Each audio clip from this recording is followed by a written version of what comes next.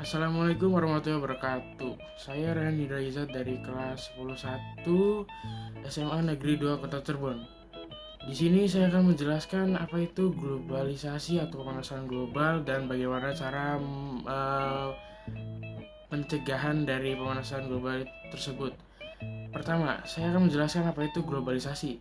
Globalisasi sendiri itu adalah pengertian di mana suhu bumi itu meningkat secara perlahan yang disebabkan oleh aktivitas pabrik atau kendaraan-kendaraan yang biasa kita gunakan setiap harinya seperti kendaraan bermotor, kendaraan mobil atau kendaraan pribadi yang menyebabkan atau menghasilkan CO2 atau karbon dioksida yang terlepas ke atmosfer. Dan dari penumpukan CO2 ini, kita tahu bahwa kalau CO2 ini dapat memperangkap si panas dari pancaran sinar matahari tersebut. Panas tersebut akan dipantulkan kembali ke bumi yang dimana itu dinamakan sebagai efek rumah kaca. Efek rumah kaca adalah efek dimana terjadi penumpukan CO2 atau gas-gas yang lainnya yang menyebabkan panas tersebut terpantulkan kembali ke bumi. Jadi hal tersebut menyebabkan suhu bumi meningkat secara drastis dan menyebabkan sebagian es di kutub utara atau kutub selatan itu mencair yang menyebabkan kenaikan tingginya air laut yang mungkin bisa menyebabkan berpotensi tsunami atau banjir di daerah-daerah yang lainnya seperti Jakarta saat ini. Jakarta sendiri itu sudah melebihi dari tanahnya itu sendiri. Jadi bila tanpa tanggul yang dibangun oleh pemerintah setempat di Jakarta, kemungkinan Jakarta sekarang sudah tenggelam. Dan ya, globalisasi itu sendiri bisa dipaparkan dari penebangan liar yang dimana kita itu menebang hutan-hutan yang ada di bumi ini untuk sebagai pembukaan lahan atau pembukaan lahan untuk pembangunan sebuah pabrik atau peradaban manusia. Nah, penanggulangan dari globalisasi itu sendiri adalah mengurangi kendaraan bermotor atau kendaraan yang menggunakan basis bahan bakar fosil yang dimana bisa menghasilkan gas CO2 atau gas karbon dioksida ke atmosfer.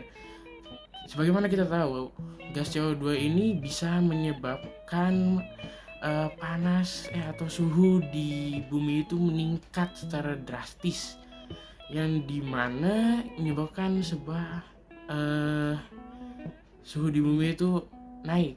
Jadi ya kita harus mengurangi kendaraan bermotor atau dengan menggunakan angkutan umum seperti angkot atau yang lainnya. Jadi itu akan bisa mengurangi tingkat produktivitas dari CO2 itu sendiri. Yang kedua itu ada gas CFC atau chlorofcarbon yang sebagaimana kita ketahui itu sebagai freon. Freon itu sendiri biasanya ada di AC. AC itu menggunakan freon sebagai pendingin ruangan.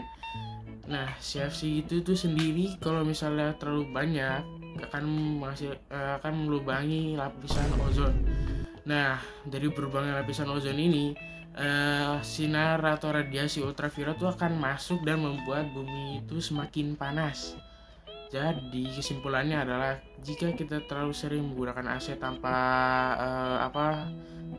menguranginya sedikit pun, kemungkinan besar akan melubangi lapisan ozon yang membuat bumi semakin panas.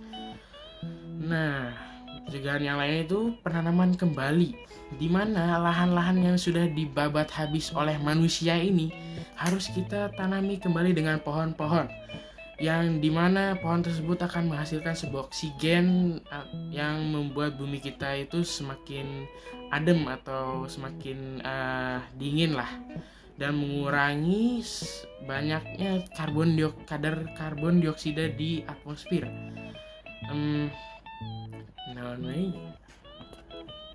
Dan yang selanjutnya itu ada aktivitas industri atau pabrik. Sebagaimana kita tahu, pabrik ini adalah adalah penghasil karbon dioksida yang sangat merusak lingkungannya. Pabrik ini dapat menyebabkan atau menghasilkan limbah pabrik yang bisa mencemari lingkungan sekitar pabrik tersebut dan menghasilkan sebuah gas CO2 atau karbon dioksida ke udara yang menyebabkan bumi itu semakin panas dan menyebabkan lagi efek rumah kaca yang dimana menyebabkan bumi itu semakin panas. Nah, pencemaran lingkungan itu bisa terjadi jika kita membuang sampah ke sungai-sungai yang ada atau kemana yang membuang sampah sembarangan. Nah, hal tersebut bisa menyebabkan efek globalisasi di mana sungai itu menjadi tertutup dan tidak dapat terjadi sebuah evaporasi di mana air sungai itu meluap dan menghasilkan sebuah hujan.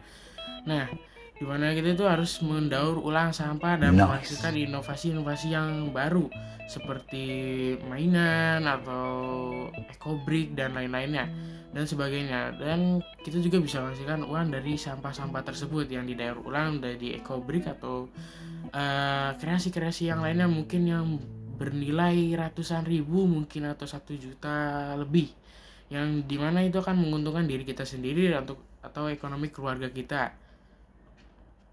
Dan ya, mungkin segitu saja dari saya, kurang lebihnya mohon maaf karena saya itu saja yang saya tahu dari globalisasi. Sekian dari saya, terima kasih. Wassalamualaikum warahmatullahi wabarakatuh. Dadah.